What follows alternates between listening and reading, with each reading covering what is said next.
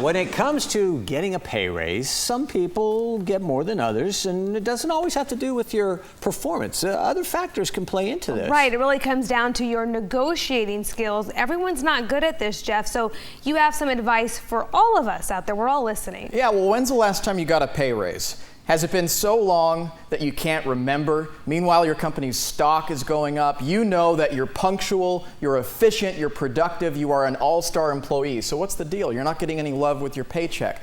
Well, financial experts weighed in on this with ABC News, and they pointed out that this year companies, on average, are giving pay raises of just 3%. But that doesn't mean you can't start the negotiation process by asking anywhere from 5 to 10%. If that request gives your boss a good laugh at the most, then consider negotiating something else that could be equal to a bump in pay. For example, maybe you have a job where you can work at home one day out of the week instead of being at the office.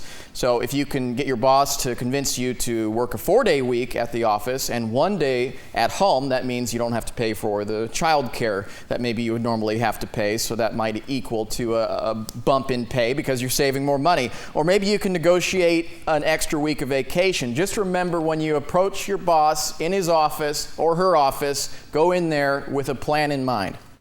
You want to talk about what's my value? What have I done? What are the talking points? What have I excelled at? What have I executed? It's not about how nice you are, how often people come to you for help, or how many hours you put in. It's really about what do you contribute to the bottom line.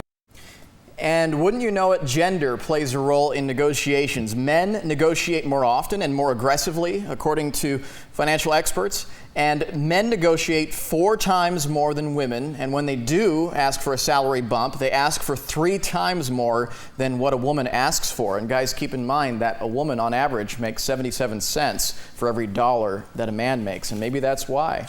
So we have to do better. Be a little more aggressive. We as women, we have to do better. Don't be so fearful. We're worth it. Mm-hmm. You are worth it. And especially if you're starting a new job, a lot of people are fearful of asking for the amount that they really want because they think that they are going to turn off that employer by coming across as greedy. But remember, if they're hiring you, then they want you. You have skills that are valuable to them. Right. Well, the other thing is just we're trying to catch up because of the recession. For so many of us, you just knew you weren't going to get any raise, right, and you just were lucky to have a job. And so now you got to kind of kick it back in and alter your mindset a little bit. But Jeff, you nailed it. When you see stocks going up, it's frustrating. And when you see the numbers going up, you're like, hey, well, what about us? If your company is worth a lot of money and they're doing great, you kind of wonder, why has that not trickled down to everybody? Exactly. When you are doing a good job and you know it and you're getting results. Next time our contracts are up, maybe we'll send you in. Right. Yeah. I'll give you a cut. The expert negotiator. Sure. Yeah.